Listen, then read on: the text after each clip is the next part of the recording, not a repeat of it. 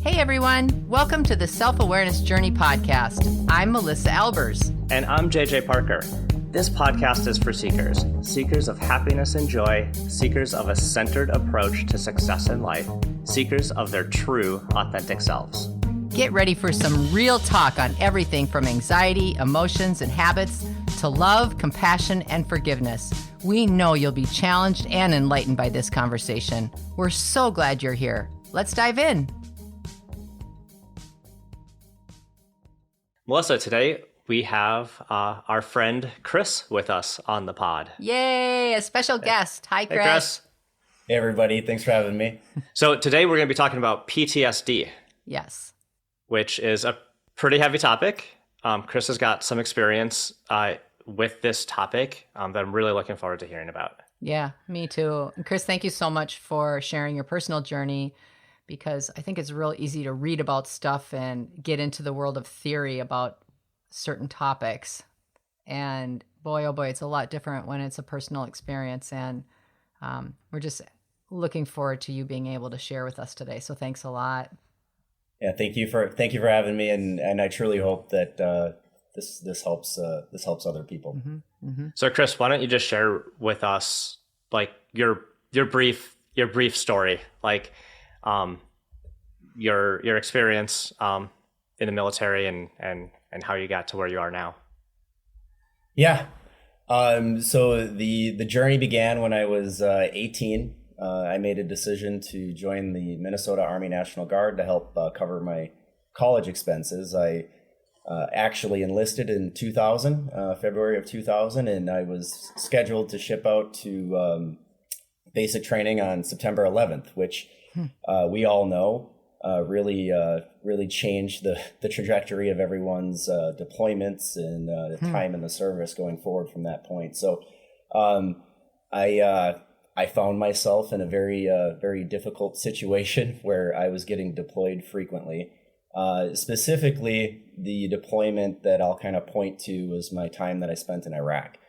So, Chris, just to pause for a second. The time between like when you kind of enlisted and the point when you were deployed, that's like a very short amount of time.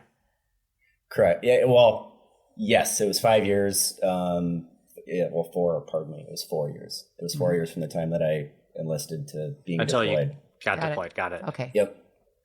Yep. And if you account for basic training and advanced training, those are things everyone in the military has to do that before they'll deploy you. Probably about 3 years. So wow. A 3 year gap. Okay. So Iraq. Yeah. So this is my experience, and I want to preface everything that I say today this is Chris's unique experience. Every single person in the military has their unique experience. It's unique to them, their time, their job. This was my experience. Right. I was trained to work on radar systems and to do air defense artillery, so shoot the enemy's aircraft out of the sky. When I got to Iraq, they walked us up to a bunch of very old Humvees and said, "You are going to run convoys, and you're going to run the convoys in these." And wow. To say that they didn't look safe was an understatement. They had cloth for the doors, so wow. So it was a little overwhelming, to say the least. So yeah, my time in my mission, originally it was to do convoys up and down, Iraq. And it kind of transformed from convoys to also doing patrols. And then towards the back half of my time, I started to get interested in technology, and I started flying drones. And, that was an interesting thing that happened. That was nice change of pace from convoys and patrols. Yeah.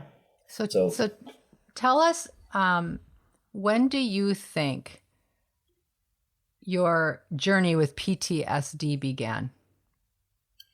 Oh, I would say anyone who knew they were going to be deployed to Afghanistan or Iraq, if they're being honest, it started before they got there. Because you can't not see the videos of fellow soldiers dying. You can't not see that. You can't not read about that. So you take that into account every night that you're training to get deployed over there. So I would say that it started before I ever got there. Wow. This like sense of anxiety and like, oh my gosh, is it going to be me? Is it going to be my friends? What can I do to prevent this from happening? Very little, as it turns out. Yeah. Yeah. So like during the time during the time you're deployed, I mean, you said like, is it me? Is it my friend? Like that sense of like you're in jeopardy, your life's in jeopardy that entire time span. That was your day to day. Yeah. Like pretty much every day is like that worry that you might, like you might be killed that day. Yeah, and it's interesting because it's like you think about your job, your 9-to-5 job that we have, or your school routine that you have, and you would think that it's just dangerous and you can just like something bad will happen to you when you're actually outside the wire doing the missions, but our bases got bombed and rocketed so frequently, and again, this is my experience. Depends on where you were stationed. Sure, of course, and the time. It wasn't really ever like, hey, I'm going to kick my legs up and it's cool now. I'm fine. I'm safe. You never had that sense. So like you're on edge all the time. Correct. 24 hours a day. I remember when we were talking about having you on the pod a long time ago, maybe it was even like last summer when we talked about it, you threw out, just in a really short conversation, you threw out some stats that were so powerful to me as it related to your do you call them a platoon, or what do you call your group? I'm sorry, I don't have the lingo right. So our entire entity was a brigade. A brigade, okay. Yep. Okay. Yep. So our brigade. I think maybe you're talking about the stats of soldiers that we lost on the deployment. Yep. Yes. I recall. Yep. Yeah. So yeah, on the deployment, total we lost more soldiers, but in totality to combat operations, we lost 9. And when you fast forward, that was, we left country in 2007. That deployment started in 2005. We left, came home the end of 2007. To date, we have now tripled the amount of lives lost just to suicide. In other words, it was safer to be a soldier in our brigade in Iraq than it was to come home. Your chances of living were higher. So I have to tell you, the last time that you told me that, I got goosebumps everywhere and my stomach got so sick. Like just thinking about that was so, it's overwhelming emotionally. So I want to just ask you specifically, because right here, I think is one of the critical reasons we're talking about PTSD, is because PTSD and several other issues of anxiety are leading cause of suicide. Our suicide numbers are skyrocketing today, right? And I wondered if I could just ask you a few questions for us, like the average listeners, right? Just trying to understand this, emotionally understand it from the self-awareness journey. It's like, this is what we do. We talk about stuff like this from a different perspective. Can you describe, Chris, what does PTSD feel like? Yeah. I think that it, for me, again, this is my unique experience. For me, this is what it feels like. If you can imagine, 2 invisible walls, like putting pressure on you, like from both sides, like you can't go left, you can't go right. And they just kind of keep closing in on you. Your heart rate, for me, my heart rate always increases. I get very tense. I can feel it throughout my entire body. Like as that transition is happening, you become hyper alert based on the type of PTSD I've experienced. I think that for, there's other reactions that you can have. You can freeze up and just close down. You can get very aggressive. There's lots of different reactions that people have. Mine was just, now I'm on edge, hyper alert time. Everything around me is a threat. It feels like everything in my environment could hurt me, or hurt people that I care about. And I need to be thinking about all of those things, and I need to be ready. So it takes a lot out of you to be in that state. It's terrible. It sounds terrible. Yeah, it sounds terrible. And I'm just curious, like, so have you been able to pinpoint if there are particular triggers that push you to that point, or do they come up and sneak up and grab you? Yeah, I think that for me, at least just my personal experience, when I came back, I told myself I was fine. You're great. You got through the longest deployment in the history of the military. And you're great. You're fine. You don't need help. And, I very quickly started to realize, like, every day, multiple times a day, those invisible walls were coming down on me. And it's like, whoa. And the way that I reacted to that trigger, which there were several that I wasn't aware of until I eventually sought out help. But the catalyst for me to actually go and find help was my only sense of comfort when I was overseas was always being armed to the teeth. Like, that's how I protected myself. That's how I protected the people that were around me. So I carried all of the time when I first came back. And I got to the point where I was putting a firearm into my backpack, and I'm like, what am I doing?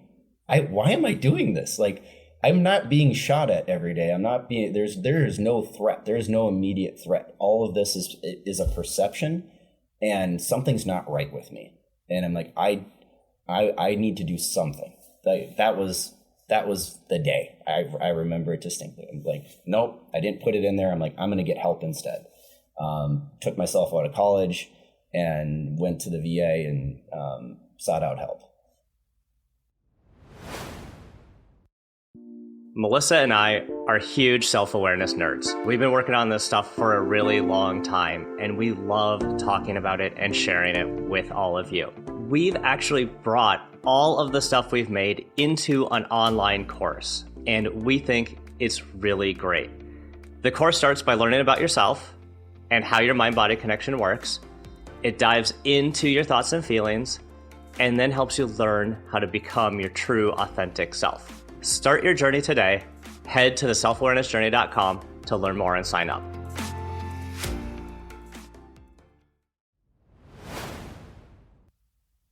So, JJ, I'm sorry. Keep rolling. Sorry, I don't mean to. But I think that this is also another, I remember us talking about this, and I've also heard of this a number of times, is that the resources, so I'm not going to call out the VA, but that is one of the resources. There are other resources that handle PTSD, but I feel like they're extremely challenging for people that are in dire need. It's extremely challenging for them to get access in a timely manner, right? Yes. So for you, when you were at full cry, I mean, that must have been really hard for you, trying to figure out how you would be best supported. Yeah. And the thing that was challenging for me, I spent 912 days on active orders, getting trained for that deployment, being on that deployment. And the military spent 5 days reintegrating me back into society. And I do remember, like, when we were going through that, they were asking me, like, hey, are you ready to reintegrate? Nope. I said, nope, I don't think I'm ready. Don't worry about it. Your home base will take care of you. And there's this term, you might have heard about this in movies, but stop loss.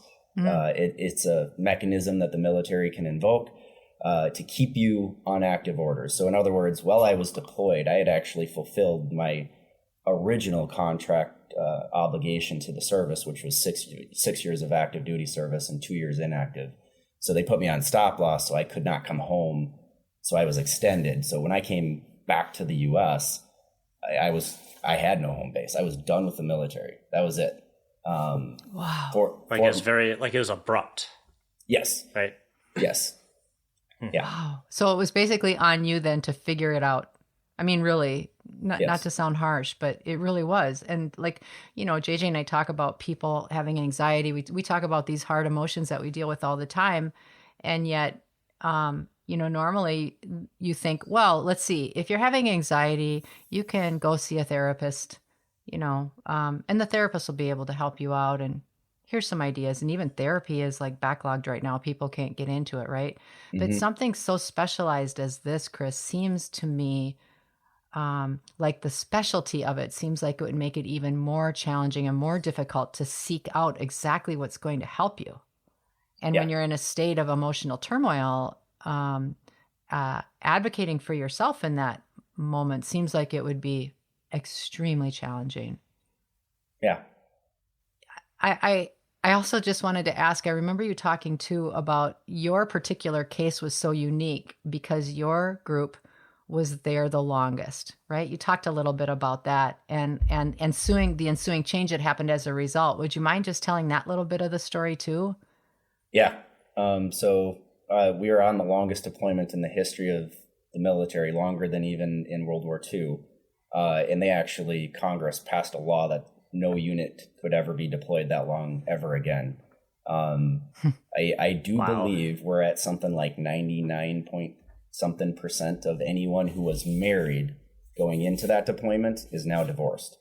And then, of course, the terrible stats around the soldiers we lost in country and the ones that have chosen to take their lives after.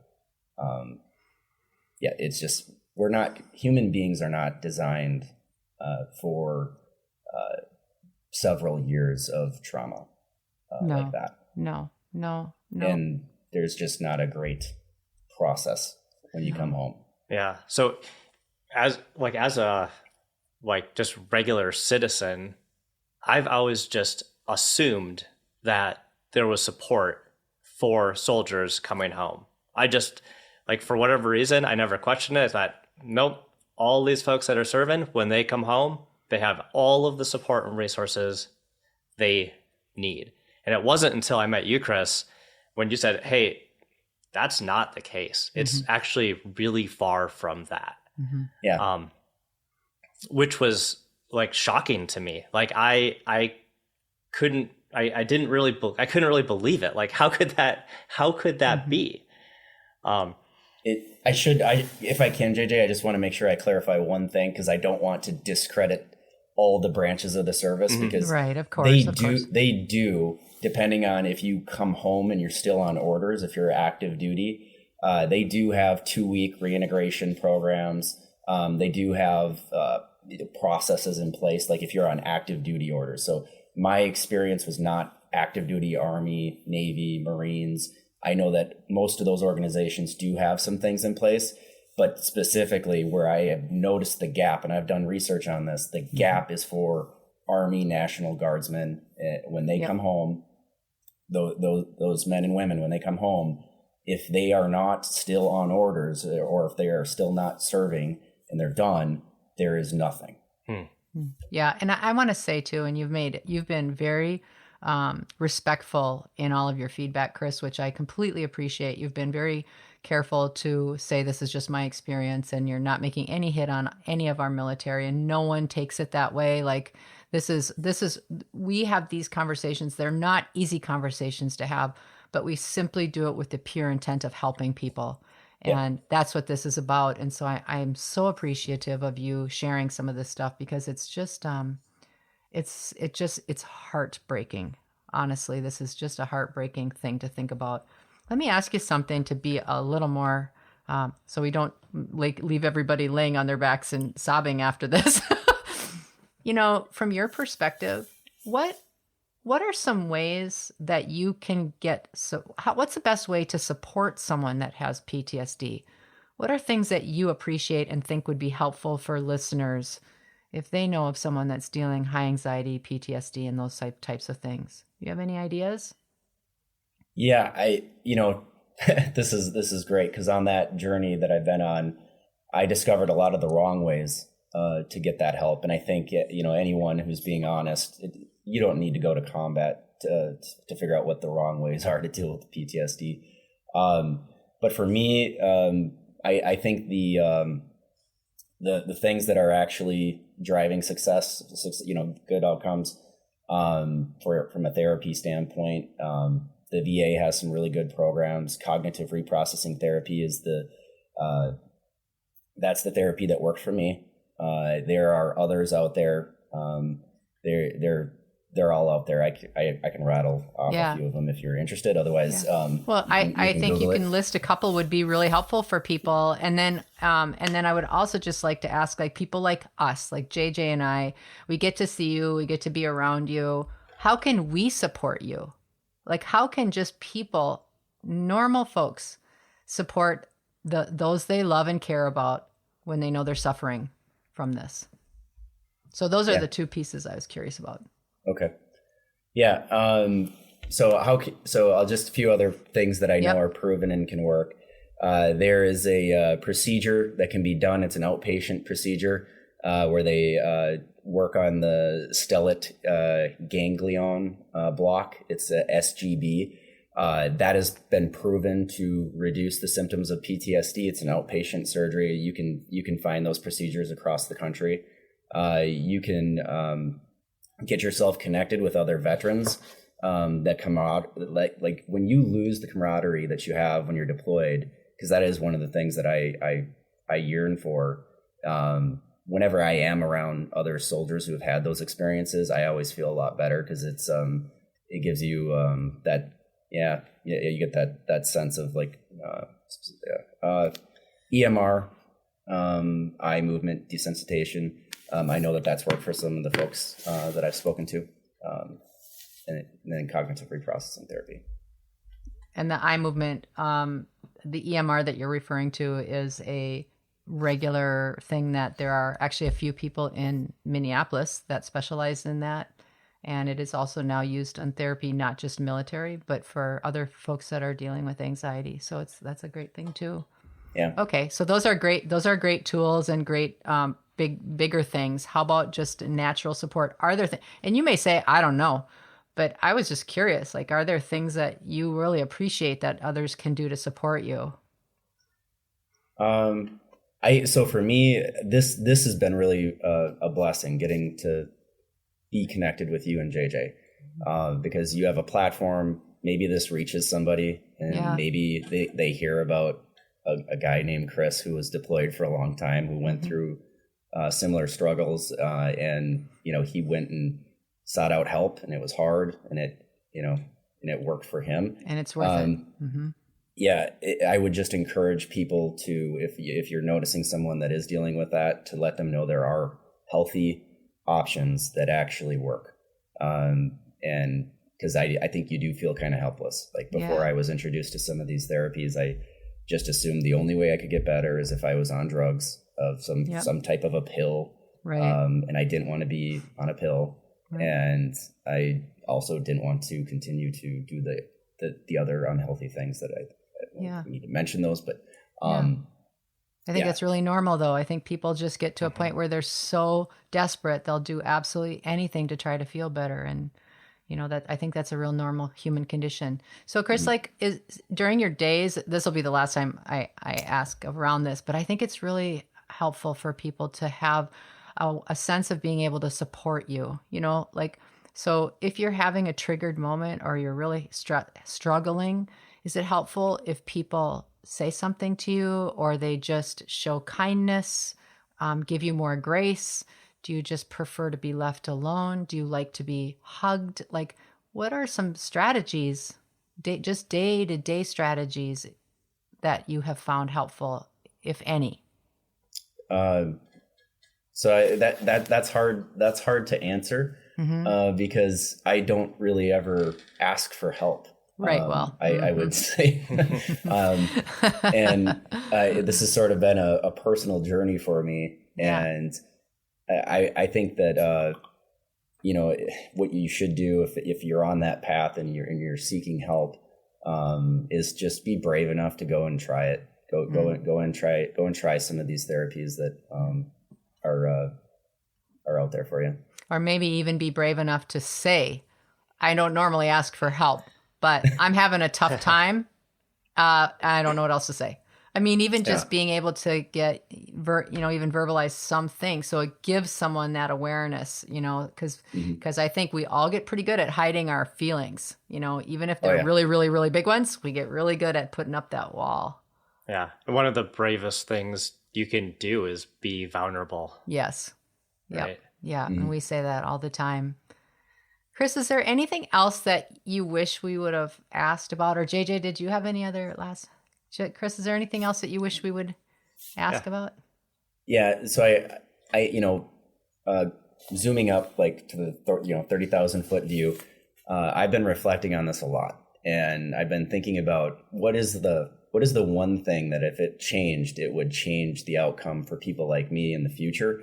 And I think just specific to in Minnesota, the Army National Guard, if their funding for deployments required, and they actually had the funding approved for a post-deployment mandatory, you will be at, Camp Ripley, you will be at Fort Snelling, you will be there for 30 days being evaluated with your peers that you were deployed with. So you got that camaraderie, just to make sure that you're set and you're good and we can reintegrate you. And if you're not, we'll be able to identify that and get you the resources. And, maybe the stats that I'm talking about, those aren't true anymore in the future. Yeah. Yeah. Is there anything that you think our pod listeners could do to further that idea? Or just keep it in the mind, and if there's ever an opportunity, people should be talking about it? Yeah, if people are connected into anybody who's a part of the Senate or the Congress, or can change policy and law for the funding of the deployment cycles for soldiers, I think that would make a huge that would have a profound impact. Well, Chris, I'm so appreciative of your time today and of your story.